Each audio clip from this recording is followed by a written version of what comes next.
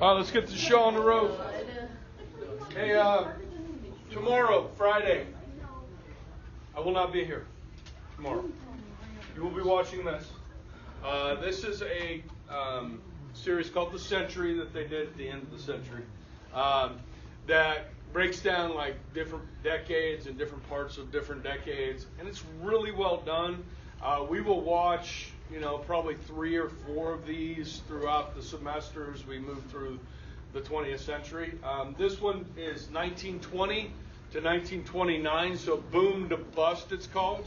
Obviously at the end of the roaring 20s, the jazz age, we're going to get the stock market crash. Okay, so this may, if there's time, it may get to that. Probably not, which is fine because we'll cover it later. But enjoy it because it's kind of a fun video because the 20s were a really exciting age. And so it's fun. Okay. Anyhow, yesterday we were talking about, I think we finished up with some foreign policy.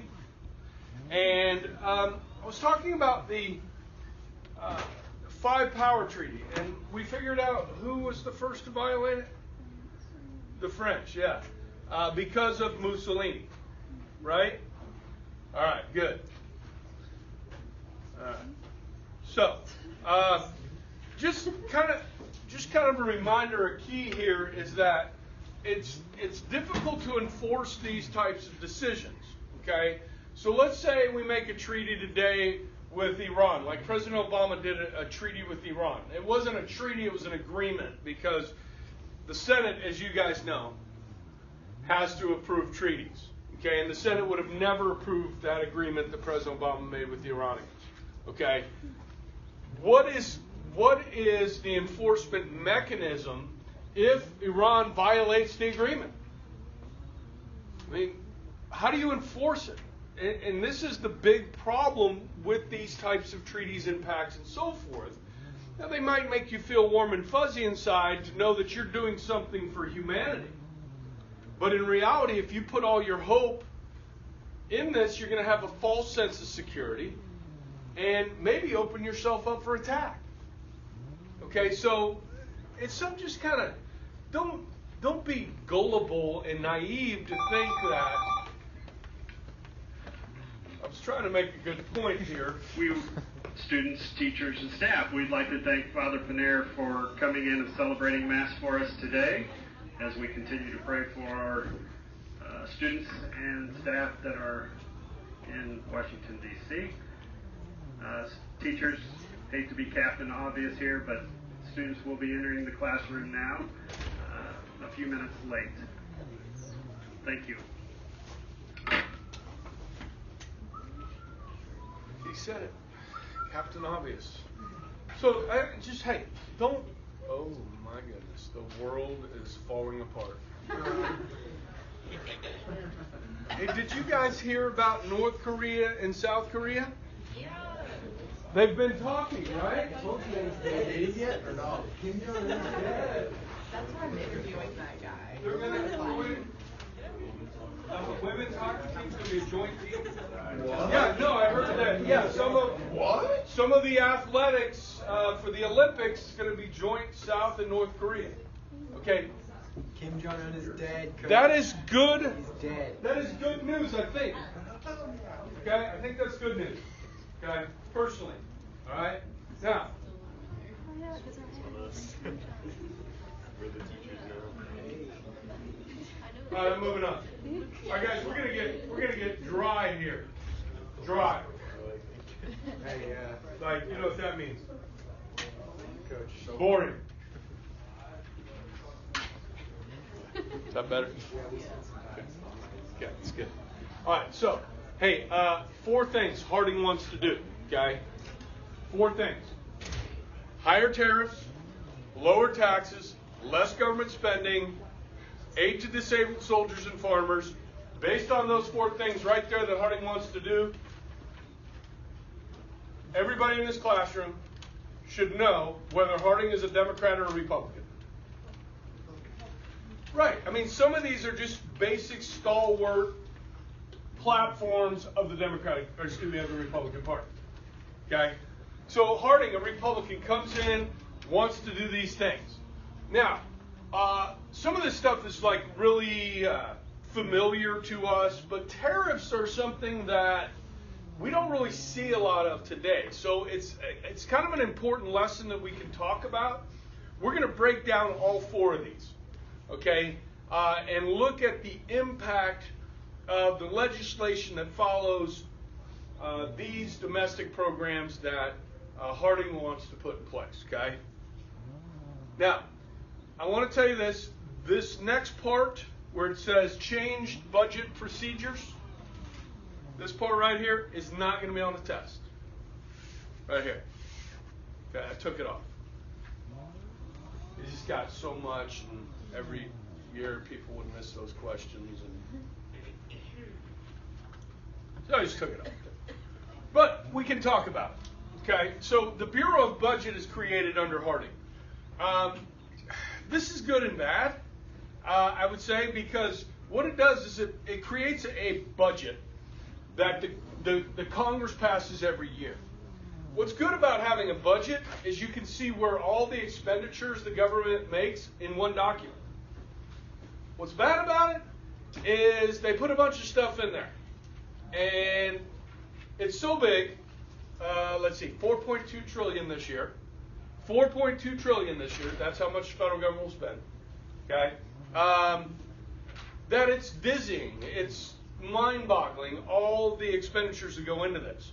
Prior to the Bureau of Budget, what Congress would do was pass each item separately, which was time-consuming and difficult, but at least they were talking about each expenditure that they were making, and they had to approve each expenditure. We don't do that anymore. Now we pass these big budgets. Okay?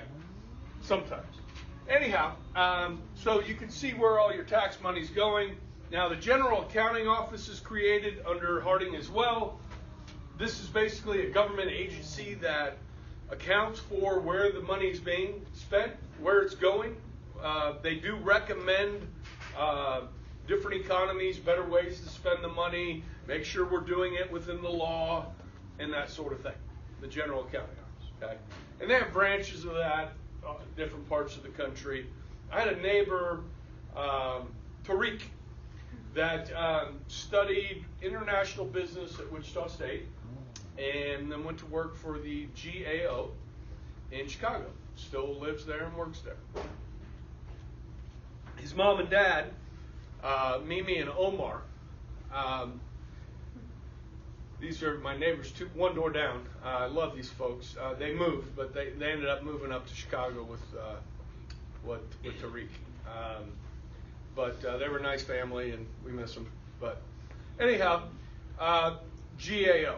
All right, so don't worry about this on the test, but just know that things are changing a little with the budget. Now, I'm going to break down those four things, okay? Higher tariffs, starting with that, okay?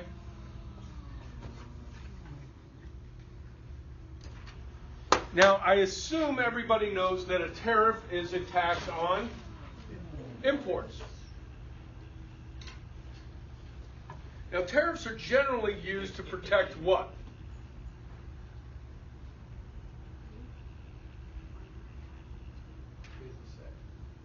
Whose businesses?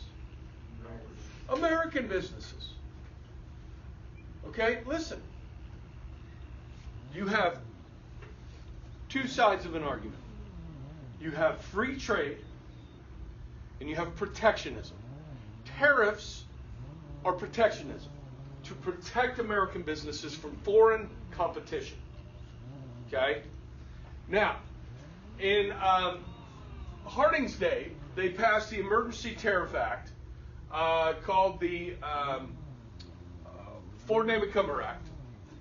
Well, first they did one on farmers to protect American farmers from Canadian wheat that was coming into our markets really cheap, which means American wheat farmers were having to sell their crops for less because of the competition. Then the Ford-Namath-Cumber Act gave tariff protection to some different industries, that were facing foreign competition, and this became a problem.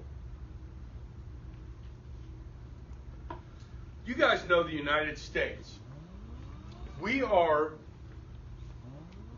the largest consumer of goods in the world, per capita and overall.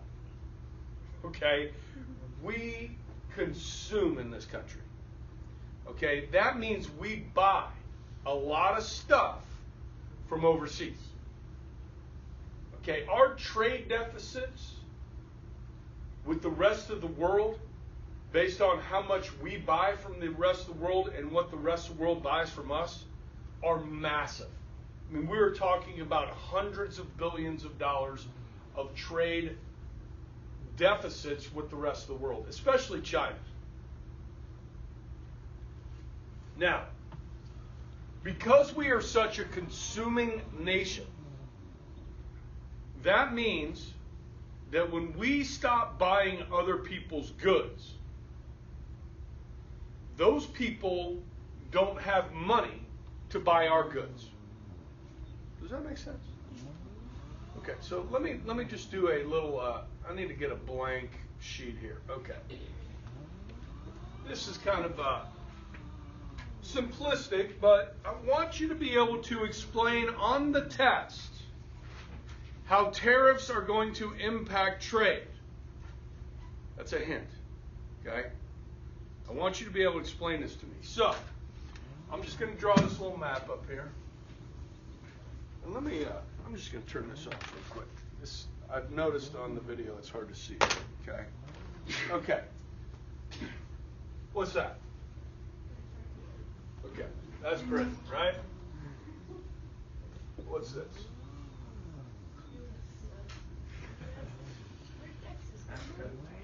That's the United States. And this is Britain. And this is the Atlantic Ocean. Okay, now, let me take a poll. How many of you guys are wearing Skechers right now? Did I say it wrong? Sperry's. Sperry's. How many of you guys are wearing Sperry's? Raise your hand. Okay, almost the whole class. Okay, now, how much did you pay for your Sperry's? How much? How much? I think they're like $78. Huh? 50. 80. 50. All right, let's settle on a price. Okay? Now, for the sake of argument, let's say Sperry's are made in London. Okay? Now, they sell a lot of shoes here. And how would you classify these? Casual dress shoes? Yes. Okay, casual dress shoes. All right? And let's say, on average, they sell for $70 a pair. Okay? And they're making a lot of these shoes over in London. There's 10,000 employees in London that make these shoes. Okay? And all these people that have these good jobs making these shoes in London, they're consumers of goods. They have money. Okay? Now, let's say there's a shoe company out here in the United States called, in Nebraska, called New Balance. Okay? So, for the sake of argument, New Balance shoes are made in Nebraska. Okay? Now, what kind of shoes is New Balance known for making? What? Tennis shoes? Walking shoes? Yeah. Let's say they want to get into the casual dress shoe market. Okay? They want to expand their operations. Now, New Balance tells the government, says, look, we want to expand. We want to add 1,000 jobs and get into the market. However, in order to make a quality leather shoe, casual dress shoe, we're going to need to charge $80 a pair. And, pay a good wage for the American worker. So the government says, okay, we got your back. What we're going to do is we're going to put a tariff on these Sperry's coming in. Okay? And we're going to raise the price of these to where they cost $90 a pair. Okay? Now, some of you that paid $50 for your Sperry's just got priced out of the market. They're like, I'm not spending $90 on this shoe, but I guess I'll spend $80, and it's an American-made shoe. So what happens back here at the factory in London? Slows down. They got to slow down, right? They're not selling as many shoes over here. They're going to lay some people off. People are going to lose their jobs. Okay? So, these people have less money to spend. Now, I don't know if you guys know this or not, but there's this company out here in California called Dell. And they make computers. And for some reason, people in London just love Dell computers. They're pretty good computers.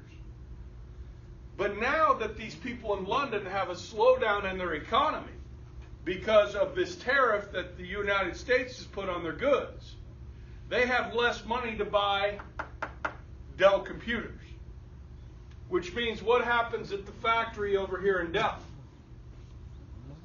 You got to slow down, lay off workers. There's less money for these people to buy Sperry's or New Balance or anything else. You following the impact here? Now, this is an age-old argument that we've had in the United States and we're continuing to have to this day. Is should we put tariffs on cheap foreign competition so that American businesses can thrive?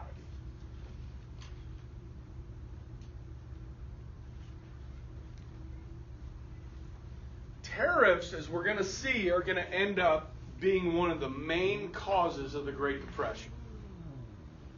We are going to put in a lot of tariffs, and we'll talk about them as we go through this. It's going to have an effect on the world economy. And by virtue, it's going to have an effect on the U.S. economy. Okay? Now, this is an issue that President Trump talks about. And that is keeping those jobs here. See, a lot of the companies we buy stuff from are American companies that have moved overseas for cheap labor. Okay? Now, I don't know if you heard the news yesterday. Apple is going to invest what? It's a lot. They're coming back and they're going to tax like $38 billion. Yeah, like $35 billion they're going to invest in the United States making stuff here. So we've tried to use the tax code, by lowering the corporate taxes to 21% to try and keep more American businesses here and to invest here so they can make money. I mean, if you're a business, if you guys ever watch Shark Tank, okay, they say how much does each unit cost you to produce? Well, you'll hear a lot of those people talk about producing those items in China, and they get their costs way down, right? Apple does the same thing with our phones. Okay, Samsung does the same thing with their phones. I mean, they get cheap labor, and it's still freaking $650 to buy one of these phones. Okay, if those were made in the United States with our labor costs, it's going to be higher. So I don't know what Apple's going to invest in here. If they're going to try and make phones here or not, I don't know what they're going to do with it, but hopefully. So here's the thing. Do you want to go to Walmart and be able to buy cheap crap like big screen TVs? I still have a TV that I bought in the mid-90s. It's a 55-inch. It's not a flat screen, but it's thinner than those big box ones they used to have. Okay? Still works, Panasonic, and I paid like $3,300 for a 55-inch. You can go to Sam's and buy a 55-inch TV today for what? $500? Flat screen? Why? Because they're mass-produced overseas with cheap labor. So do you want to be able to go buy cheap stuff at Walmart? Okay? Or would you rather have those things made in the United States, employing Americans with good blue-collar manufacturing jobs, but pay more for it? Yeah. Is the labor in China like kind of unfair? Like, is it to where there's people working Sweatshops, like sweatshops. Yeah. So Based on our standards, we see it as unfair. yeah. I have heard some bad stories. I don't know if you guys have heard any bad stories about Apple and China. Have any of you guys read anything about that? Now, we know when it comes to like garments and clothing, like in Bangladesh and so forth, Walmart and some of these other companies have gotten in trouble because they're using like child labor and stuff to make clothes. Okay? And, social justice warriors are like, no, man, this is wrong. We shouldn't buy from these stores or these manufacturers because they're using child labor or using sweatshops where the working conditions are really bad and so forth. Okay? But for somebody to make, 50 cents an hour, or in Mexico making, $2 or $3 an hour versus our minimum wage, $7.25. Most of our manufacturers pay much more than minimum wage. But to us, it seems unfair. But the cost of living is far different. So it's hard to judge that, because our cost of living is so much more expensive. We need to be paid more. Where the cost of living in many other countries is a lot less. So I would say the answer to your question, yes, is you would look at some of these manufacturers and say the way they treat their employees is not up to snuff. Yeah, I guess then I was just wondering, like, if you could use that argument, like, let's say, like, the people in Mexico making $3 an hour, they're fine with that, they're good with that. Couldn't you say, like, that, maybe we're not employing Americans, but we're kind of bettering the world by giving jobs to developing countries? Absolutely. I mean, you could say that. Yeah. It's not all bad. I mean, by pulling out all of our businesses out of these other countries, it does affect them. Yeah. Okay. And this is kind of the thing with Trump is, America first. I mean, take care of Americans first, and then, obviously we help other countries, but that's his shtick. I mean, and this protectionism is kind of an America first thing. Let's look after our people, look after our businesses, and so forth. And it seems to, at this point, the tax cut is having an impact on the corporate cut. We'll see what kind of growth we get, manufacturing-wise, and so forth. But for me, I think, who suffers most in our country? Who is worst off in our country? It's in our inner cities, right? I mean, people that don't have jobs and don't have hope turn to things like drugs and violence and gangs, and we get society's problems. People don't get married, they don't stay married, you have things out of wedlock and so forth. So what fixes that? Well, some people would say, well, religion fixes that. But a good, solid job makes a lot of those social problems go away. Because people are doing what? They're going to work every day. And it keeps me busy. I don't have a lot of time to get into trouble because I'm busy. Okay? So I think I'm sympathetic to Trump's argument that we need to create more jobs here, manufacturing jobs, blue-collar jobs that don't require a college education, so that people have hope. I mean, the African-American unemployment rate, I don't know if you've heard this, is down to 6.8%, the lowest it's been in literally decades. I don't buy the number personally because I think the government flubs numbers on purpose. Both Democrats and Republicans do it. It's not a true statistic personally. I don't think it is. But Fewer African Americans are filing for unemployment, which means hopefully more are having jobs.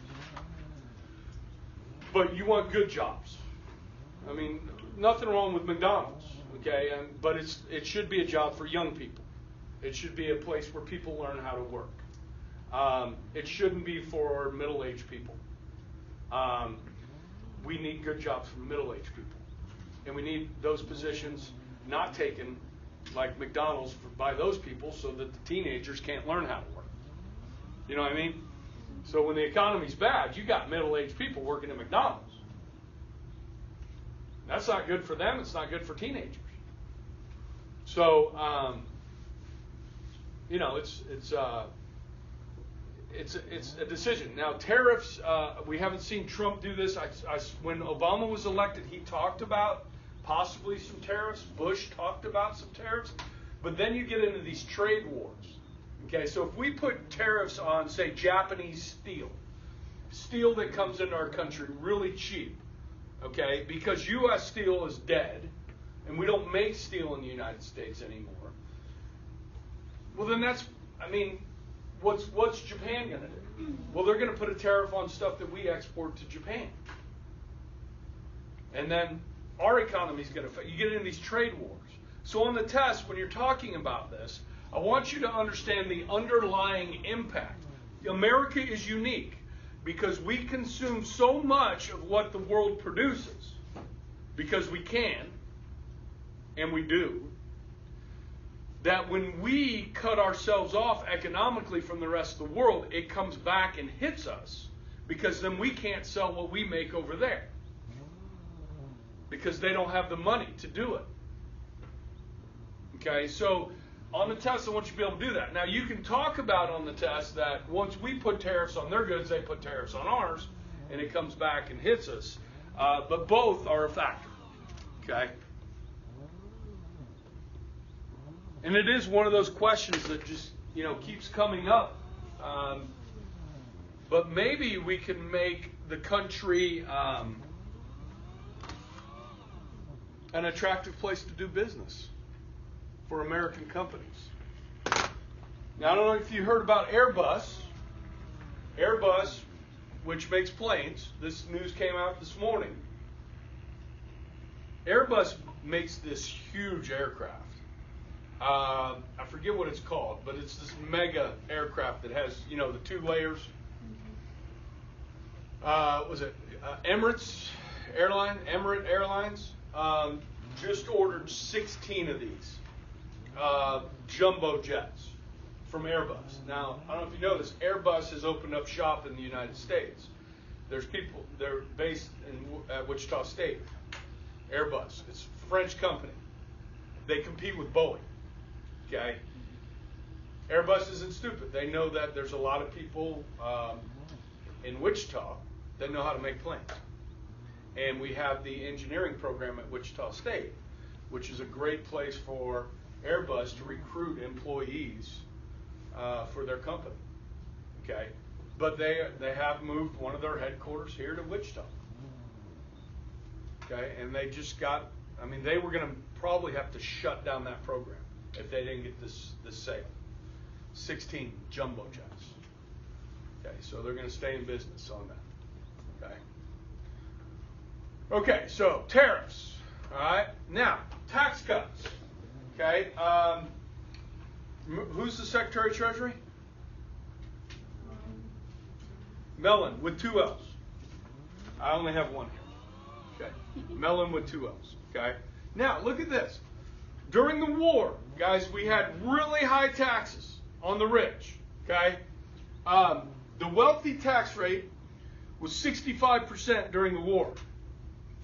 That means in World War I, if you made $100,000, that's rich. Okay. I mean, 1918, that's a lot of money. $100,000. Okay. Well, let's say you made $100,000 during the war. $650,000 went to the federal government. You got to keep $350,000. How's that for high taxes? Okay. Mellon and Congress pushed to cut these, repeal them. Okay. And they're going to lower the wealthy tax rate to 50%. Mellon wanted 25%, to take it from 65 to 25. By 1924, Mellon would get his way. So the wealthy tax rate is going to drop from 65 to 25 in a span of about 5 or 6 years. They're also going to repeal the excess profits tax, so companies that were making stuff for the war and making a lot of money making stuff for the war, they had excess taxes. They got rid of those, okay, because the war's over. Now, Congress is also going to lower the tax rate for middle and lower classes as well. Mellon said we don't need to do that, but remember, Congress has to get reelected. That's their goal. And so they're not just going to cut taxes for the wealthy, because there's a lot more lower and middle class people, voters, than there are wealthy voters. And so everybody's going to get a tax cut. Okay? Which was the case with the Trump tax cut. They did cut taxes across the board. Now, some of those are temporary. I think they're going to last 2 years, 4 years, something like that. Now, the corporate tax cut is permanent, from 35 to 21. That's permanent, unless they raise taxes or lower them more.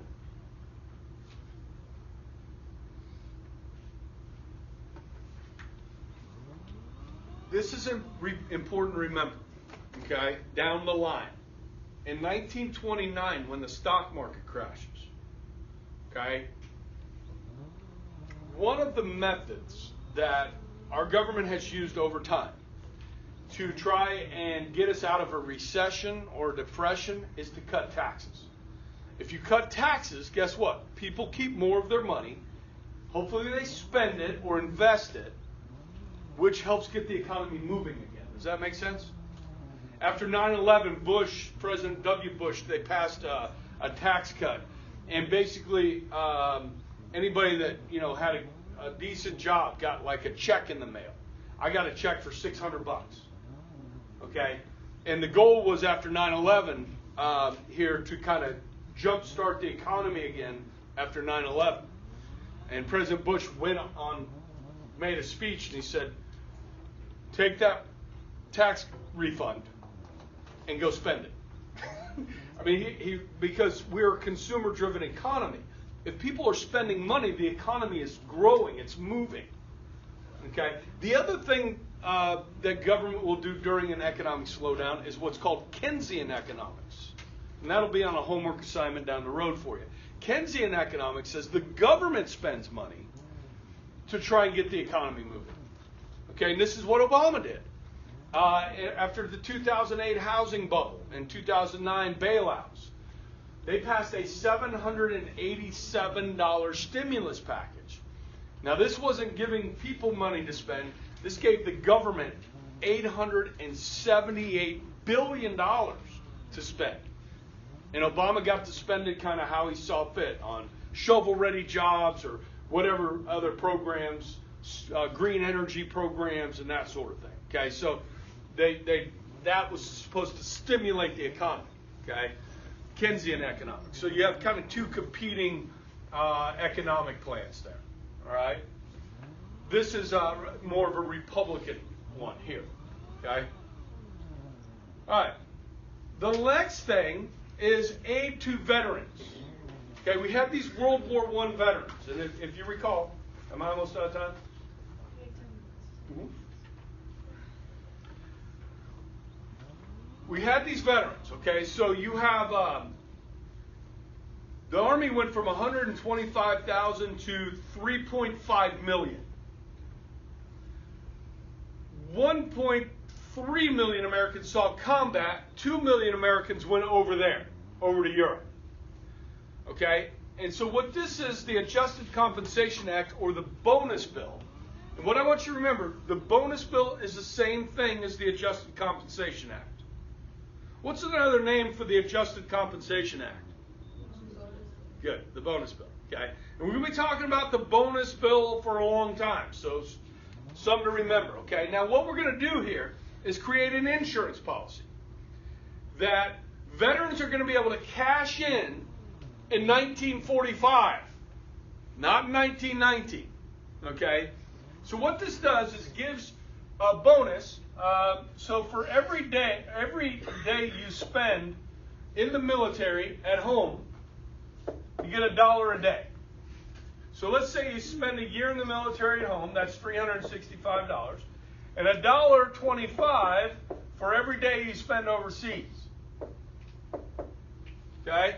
Which comes up to 500. Calculator. Where's my phone? Huh? Oh, my phone is filming. Somebody get a calculator. There we go. $1.25 times 365 equals $456. Okay? Add those together, we get $820, basically, right? So for a veteran that serves 2 years,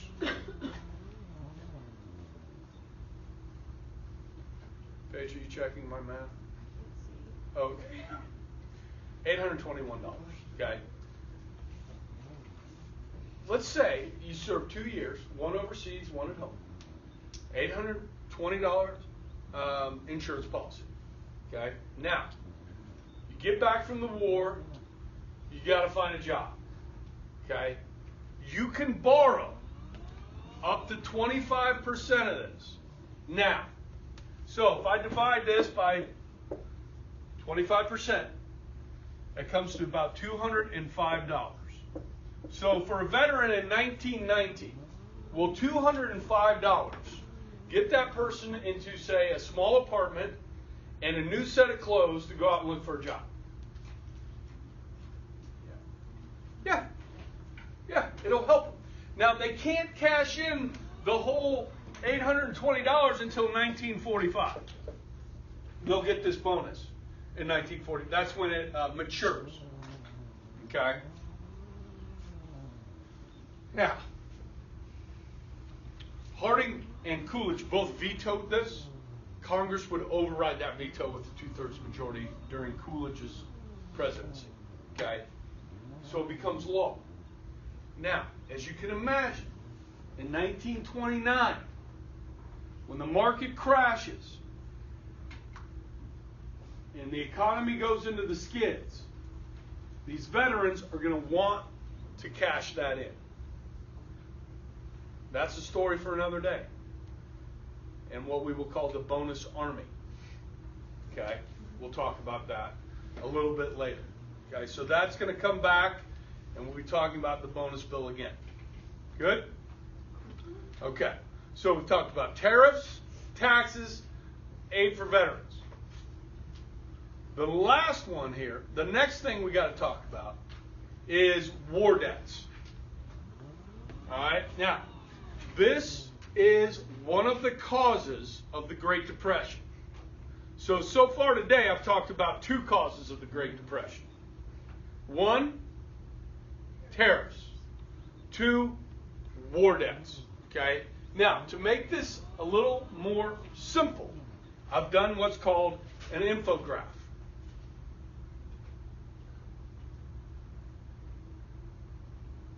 And it's awesome. Because I want you to be able to write about this on the test. Hint. Okay? During the war, our allies, remember we stayed out of this till 1917, borrowed $8 billion from the United States. Mostly spent in the United States getting supplies together for our allies and so forth.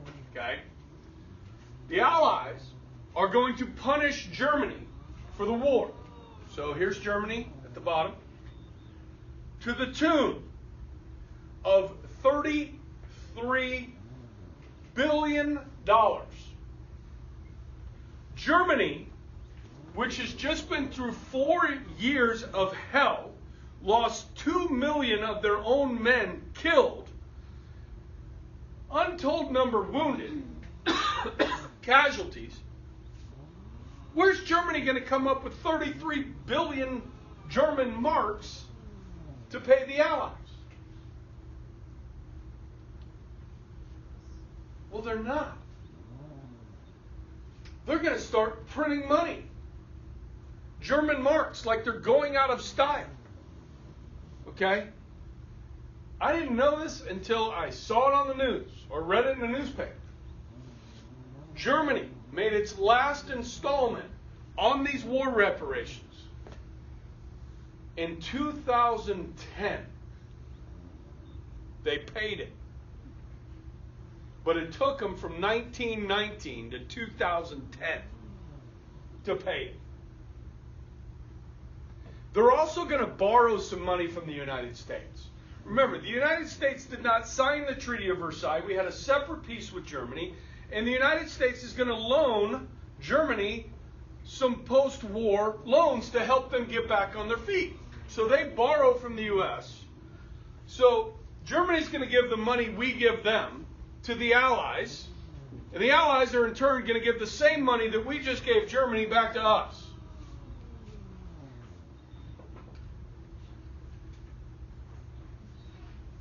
In the end, guys, almost all of these European nations that borrowed money from us are going to default on their loans. Only Finland will pay us back. It is these consuming debts that Europe has after the war, because they're in bad shape too.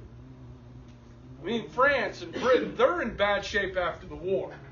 So these countries are actually going to blame the United States for us making them pay us back for their own internal problems with unemployment and the depression when, when it hits there.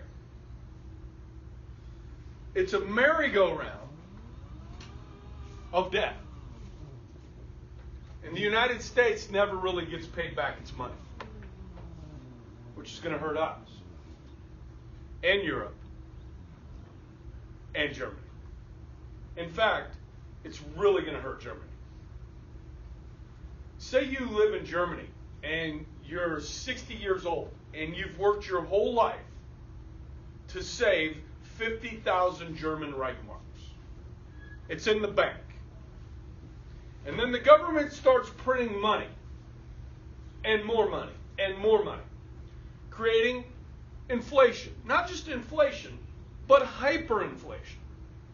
And now that 50,000 Reichmarks that used to be worth something that you would be able to live on in your old age is now almost worthless. When they say this, this is what they talked about. In order to buy a loaf of bread in Germany, you literally had to bring in a wheelbarrow full of money because the money was so devalued. And so for those that worked all their lives and saved money, their life savings become worthless. This is something we need to pay attention to in this country, people. Our government has been printing money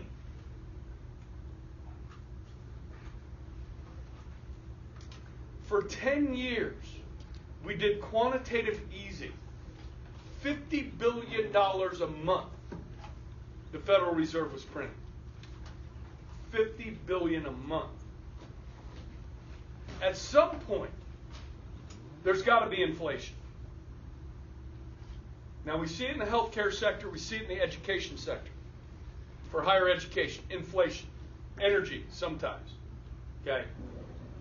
But when it hits everything, that's when we really start running into problems with high inflation. And we've been there before, and it's no fun. Okay? So, good? I'm not going to be here tomorrow, right? So you're going to watch this fun video, and then I'll talk about it in class on Monday. Yeah? I won't be here tomorrow either. Am I going to have to make up the movie at all? Not necessarily. I think it is on YouTube. I'll post a link on Edmodo for our marchers as well. Good? You guys have a great weekend.